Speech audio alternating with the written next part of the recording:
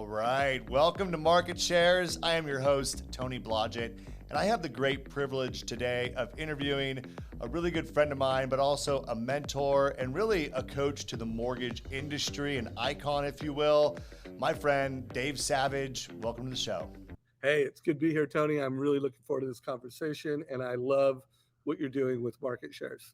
Oh, well, thank you. It took a little while to get things rolling, but I'm glad we did it, and we've committed to launching an episode, if at all possible, every Friday and trying to be consistent with it. And Dave, this is my first interview that we're doing remotely from our studio on StreamYard, and you get to be the first remote guest, so we can work out all the bugs and kinks that might exist. Yeah, well, it's good to be the first. I do love what you're doing with in person when you're in the same studio together, but to really scale it and get all the right people in the industry on it, it's good to see you doing both in person and this virtual experience. Well, I want it to be really good virtually, and I knew you were a good person to help me kick that off. We're not going to stop doing the live in-person stuff as well. We're going to have kind of some different formats, different styles, but it's going to be great to be able to expand and get the ability to have someone like you who's got a busy schedule to be able to jump on and share some of your information. And look, Dave, you do so many interviews and you give so much information back to the mortgage community. I'm excited here to interview you a little bit and learn more about your backstory and share it with our audience. So I'm just going to get started right in. I do have a couple questions prepared, and one of them is just simply, what is Mortgage Coach? Because I hear a lot of people, even today, believe it or not, it still is a mind blower to me, but they still think that it's like a coaching platform on how to coach loan officers and whatnot. And we all know it's not that. So maybe in your words, share with us, what is Mortgage Coach and what does it mean to the mortgage professional? So yeah, and we get that a lot in the sales process for people who don't know what we are. And we aren't mortgage coaches, but we turn loan officers into mortgage coaches. I've always felt like coaches in my life have been the most valuable mentors, advisors, and they don't just help you make a decision, they help make that decision right. And so we want to help a loan officer truly help, and empower a loan officer to empower a consumer to make the biggest financial planning decision they ever make. So we turn loan officers into mortgage coaches.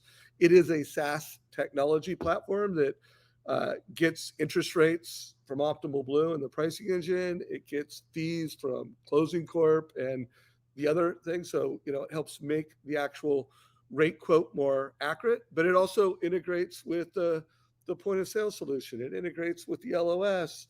It integrates with the CRM. And so loan officers can deliver a modern mortgage experience. And I do not think a modern mortgage experience is, hey, here's your rate, here's your payment, and here are your closing costs. I think that is a rate quote.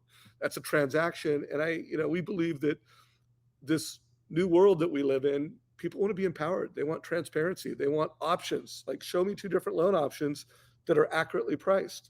Show me the total cost of those options over the time that I'm likely to have that home. Most people, they don't have a home for a month. They have a home for 3 years, 5 years, 7 years.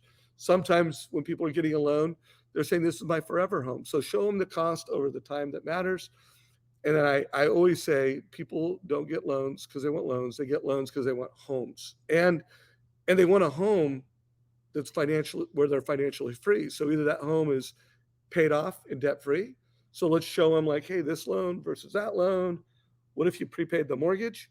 Or, hey, if they want to invest and they have a financial advisor, then let's have enough money in the bank or in an interest-bearing account where paying off the home is a strategic financial planning decision. So that's what we do. I mean, loan officers and lenders invest in our technology platform because it improves conversion, which I do feel is not measured enough, not obsessed enough by loan officers or the executives like yourself.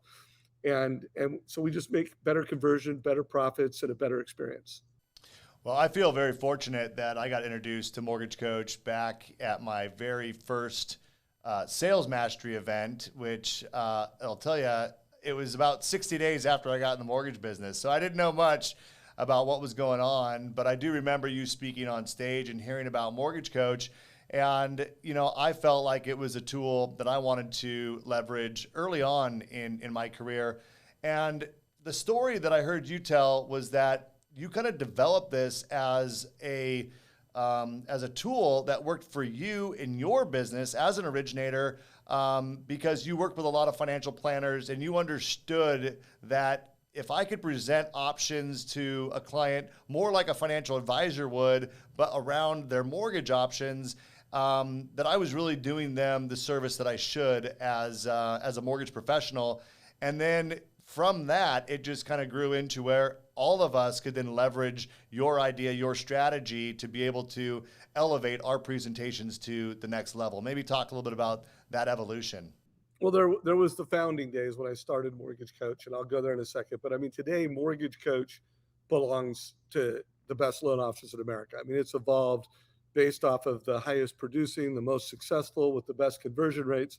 They've all, given their ideas on how to deliver accurate rates and fees in a way that's integrated with their tech stack.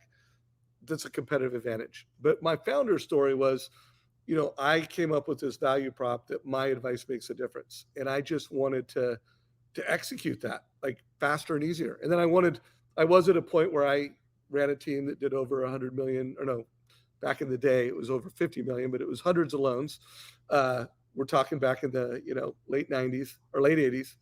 And I wanted to be able to say my advice makes a difference. And then I just wanted to be able to, like, whether I was talking to a consumer, a realtor, or a financial advisor, I want to be like, my advice makes a difference. See?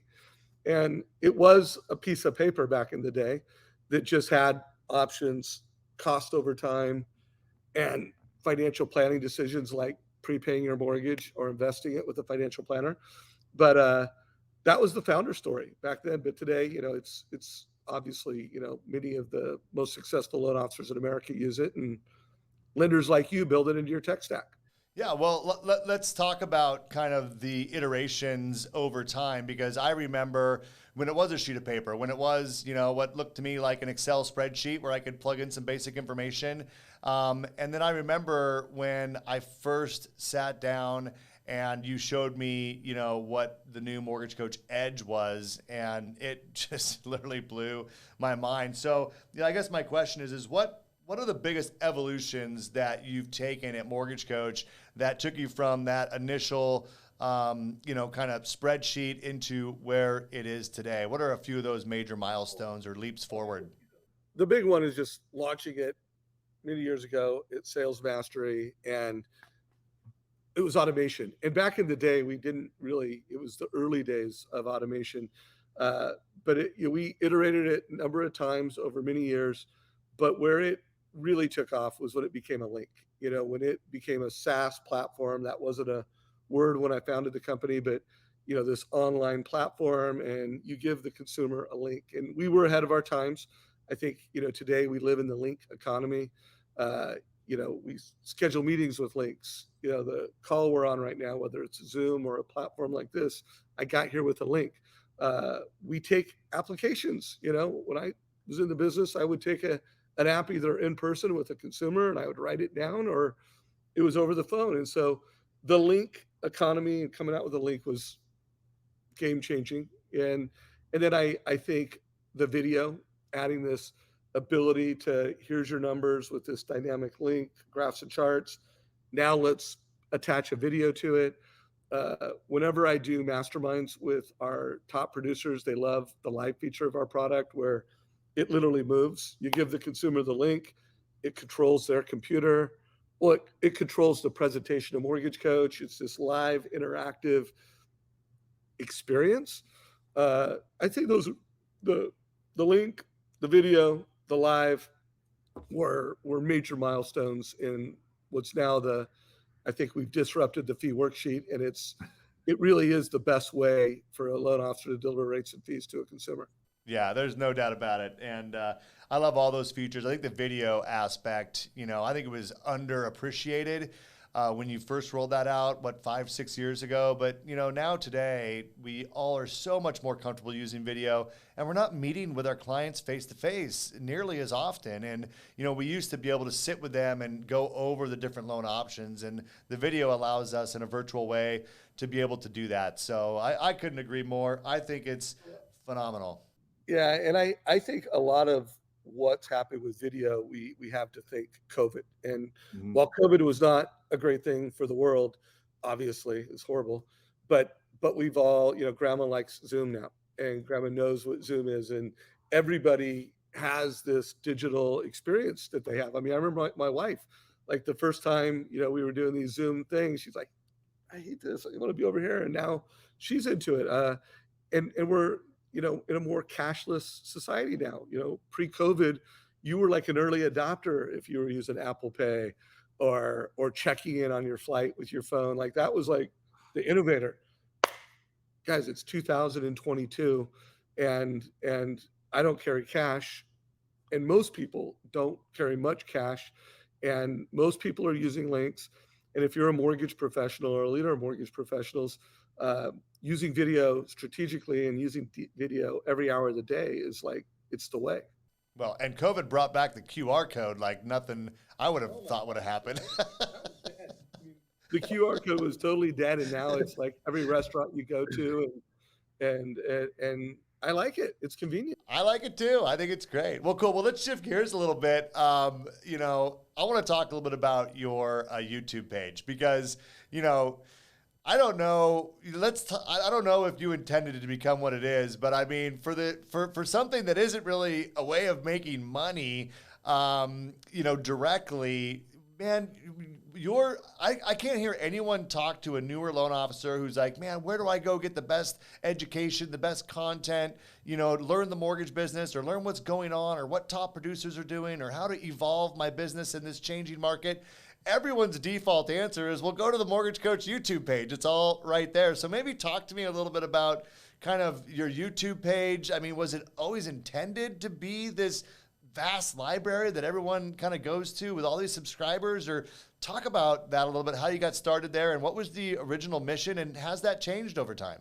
Yeah, well, it's definitely changed, and I was obviously it was a visionary pioneer move, but at the time it was coming out of the meltdown, and lots of loan officers left the business. I found out who used Mortgage Coach and who was in the business because we lost, more than 50% of our users, and and then I've always had this just philosophy that don't let a good crisis go to waste, and and it was a crisis. And then I've always had this philosophy that leaders communicate, they over communicate, they when it's tough, they step on a stage. And so the original first time I turned on, I think it was GoToMeeting, and it was my goal was there wasn't a lot of sales meetings going on, and I knew that I needed to continue to advocate, be an advisor versus a loan officer, aka be a mortgage coach. And I had this amazing community of top producers. A lot of my friends were among America's most successful 100 loan officers, and top one percenters. And I'm like, you know what? I have the friends, and I've got this GoToMeeting thing, and I'm gonna do the best sales meeting in the mortgage industry every Tuesday. And then it was like, okay, we're doing this best meeting every Tuesday. And like, what are we gonna do with the stuff? And my team wasn't very big, and I'm like, oh, that YouTube thing is free. So it was really just like it was easy, it was free, and it was a place to post our videos. Uh, and then it just evolved every year. And I'd say really 5 years ago, I really said, hey, this is strategic. I also got to the point where I had always read like 2 hours a day. That was just a success habit I've had most of my adult life. Uh, and also, I'm ADD, so it was a coping thing. Like if I consume and read, and I said, you know what? I'm going to start reading 1 hour a day, and I'm going to create 1 hour a day. And so that was part of it for personal improvement, part of it for industry leadership. And then, I mean, today, that no doubt, our YouTube channel has become a commercially valuable thing. While we don't charge for it, I get leads every day on social media. and it's become a very powerful platform for us as a business, and it's become an incredible, call it Netflix for loan officers, and I love it. Have fun with it. Yeah, no, well, I love it. First of all, we've talked about this. I mean, YouTube is my preferred platform to consume content because when you have the Premiere Edition, you can listen to the background. You can use it as a podcast. You know, you can go between different apps on your phone. I can stream it on my Apple TV. You know, unlike Facebook or some of the other formats where you have to be in that app in order to watch and so on and so forth. So I love that you put everything on YouTube. And now, you know, as I'm thinking about how proud I am of me doing an episode every Friday, it's a little bit underwhelming with the amount of commitment you've made to put content out into the industry. Gosh, almost like every day. I think you're putting out something. It's a couple. It's for sure 2 times a day, and I average probably. I'll have to look at the average, but at least three. I don't try to do it every day. I mean, this past week, or I went through that period where I was doing this halftime report. You know, I was doing multiple a day. So it's in that range. I do hope everyone who listened to that heard how Tony's using YouTube strategically, where I do think it's worth paying for the premium edition, and that way, it can be both something you watch, and then you can be on another, you can be doing something else on your phone, and you can just hear it. So it's like a podcast, and I do personally use YouTube. I mean, it's one of my favorite ways to consume content. Like, one of my favorite podcasts is Jocko Podcast, and I watch it on YouTube, and I'm bummed that I can't do Rogan on YouTube anymore. That he's Spotify only. I'll listen to Spotify, but I would listen to more Joe Rogan interviews if he was on YouTube. I agree. I used to watch him all the time, and I still go in there and I'll try to find one. But Yeah, you when he know, does something I want to hear, like, oh, I got to hear that one. Okay, I go hear it, but yeah, you can watch it. But I'm with you. YouTube is, and by the way, the millennial, the next gen guys, that's how they're learning life. That's right. how they're learning everything. My son, learned his sport. He plays lacrosse in Oregon, and the position he plays, uh, you know, really is all on the East Coast, and he learned how to do that on YouTube. So it's for any loan officers listening to this, for any leaders, I do think having a YouTube strategy makes a lot of sense. So I also wanted to ask you, Dave, about LinkedIn because you seem to have a really good strategy around LinkedIn. And what I see is so many people are using Facebook and now Instagram, but I don't see a lot of loan officers and mortgage people on LinkedIn. So would you share with us a little bit about your strategy there and just kind of what you're looking to accomplish with your LinkedIn game and any tips for folks that want to build their presence on that platform as well? Yeah, no, absolutely. So I mean, LinkedIn, I don't see a lot of loan officers on it either, and I'm surprised by that because I do think there's CPAs and financial planners, there's business people. So if I wanted to be the most well-known, most valuable, most respected loan officer in a senior market, I think I'd have a LinkedIn game. Uh, but for me, there's a lot of mortgage executives on LinkedIn, and a lot of industry innovators. And remember, part of my goal is to be the chief innovation officer for the industry. And so I want all the people that are making those technology decisions, those strategy decisions, to tune in to me. So my strategy is, first of all, be valuable in everything I do. I mean, that's a business strategy. When I founded Mortgage Coach, it was like how to turn rate quotes into something valuable to consumers and realtors. When I started YouTube, it was like, how do I turn YouTube into something valuable to loan officers? Leadership, Facebook for Good, how to be valuable to mortgage professionals that want to be valuable to consumers, and the same thing. It's daily value. So I don't quite hit the goal of a post daily, but that is my goal. Most of it is content from our YouTube channel. So I transcribe all the interviews I do on YouTube, and I, create content out of that. That's just one, bringing people back into the YouTube channel, two, bringing some of the gold from YouTube into LinkedIn. But I want every executive that's on LinkedIn to go, hey, Following Savage is good, inspirational. I'm always about being positive, inspirational, innovative, uh, the modern mortgage experience. That's it. Just, creating value for folks. And if I had pro tips, it would be consistent. I have found that not long form, but when you do those posts, it's pretty rare that I do a really short post that gets a lot of traction. It's usually where I've told a little story and shared a strategy that gets more engagement and value. And then I'm always about, like, how do you make them play off of each other? If you're valuable in YouTube, you know, connect those things together. And that's what I'm doing. Well, you said something there that I haven't heard a lot of people doing, which is you're transcribing your videos to then create like written articles. Is that essentially the strategy there? Yeah, I use rev.com, and I don't put every YouTube interview into Rev because it's pretty expensive. But when it's like, oh, that's something that I want to create content around, I put it in Rev, and then I can read, find what's most important. I do have some help with writing that content, and it helps me execute better individually and as a team. Well, I think that's a huge takeaway. I mean, a lot of people are doing, content like what I'm doing here, or you're doing on YouTube, and then repurposing that into short form comment and put it on Instagram, things like that. But to transcribe it and then put it on to LinkedIn, I think is a huge takeaway. So I might. Well, it's a time saver because I am ADD, I am dyslexic, and so video, I never misspell words on video, and, and then I can usually talk more, share more, and then transcribe it, and now I got a head start. I It's love a it. I love it. free time. Well, as we wrap up here, Dave, one thing I got to ask you about is Sales Boomerang. I was introduced to Sales Boomerang a while back, but now maybe explain to us there's like a partnership or, I see you with Sales Boomerang a lot and promoting that. So maybe talk a little bit about what has progressed over the last couple months between you, Mortgage Coach, and Sales Boomerang.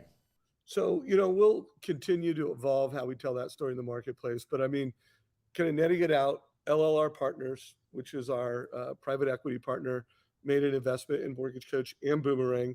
And the way we did it is, there's a holding company that owns both companies. And so really, there is common ownership. They are not, I wouldn't call it one. There will always be a Mortgage Coach brand, a Sales Boomerang brand. We feel like Mortgage Coach is the digital presentation platform in the mortgage industry, and Sales Boomerang is the borrower intelligence platform. And part of, when we were looking to have an equity partner, it was very attractive to us to data. There's so much borrower intelligence, the ability to anticipate a consumer's needs, know out of your database who's most likely to be in that move up position. They've got enough equity, they've been in the home for 3 years, 5 years. You can know credit data, equity data, and then it automatically creates a TCA. Someone that was a past customer of a lender that does a credit inquiry. Oh, TCA to the loop. So that was just my mission, is to change how people get into debt in America by making sure that when they get in debt, they get more than rate, payment, and the cash to close the loan. They make a strategic financial planning decision. And it was just a natural that, hey, if we could get, all the best data in the world and we could commercialize that for lenders, we could help families always be in the right loan at the right time. So it's exciting for the industry. Yeah. It's obviously exciting for us. Well, I think to have two companies that, have that much synergy and then to kind of come together in this way, I think it's unique. So, hey, congrats on putting all of that together and with you and the Sales Boomerang team. I'm looking forward to seeing how Sales Boomerang can help, our organization with recapture and retention and finding those opportunities. Because look, we all know that right now we're writing mortgages that are probably going to get rewritten at some point in the near future just because of where rates are. And, now would be the time to get those things in place to make sure you don't miss those opportunities. Well, Dave, I want to be very respectful of your time, and I appreciate you coming on here for our first remote interview. And like I said, help us work out the bugs. We've certainly done that today, and I appreciate you helping us out with that. And look, for the most, you talk about your platform being the most integrated. I would say it's the most integrated technology out there, and you're one of the most well-networked and well integrated people in the mortgage industry. So it was awesome to have the time to just have you tell a little bit of your story and come on here to the Market Shares podcast and be a part of this. So I want to thank you so much for your time. Thank you for what you've done for me personally and our relationship, and for what you've done for the mortgage industry as a whole. There's no one else like Dave Savage. So thank you so much. Thank you, Tony. Appreciate it. All right, man. Take care. And hey, while you're over there on YouTube subscribing to Dave's, to Dave's page and the mortgage coach community, why don't you go over to Market Shares and subscribe there as well? Because hey, we'd love to build our audience and continue to bring you awesome content every single week. Every Friday, we'll be putting out a video your way. So thanks for tuning in. And thanks again, Dave, for all you do. I'll see you soon, buddy. Take care.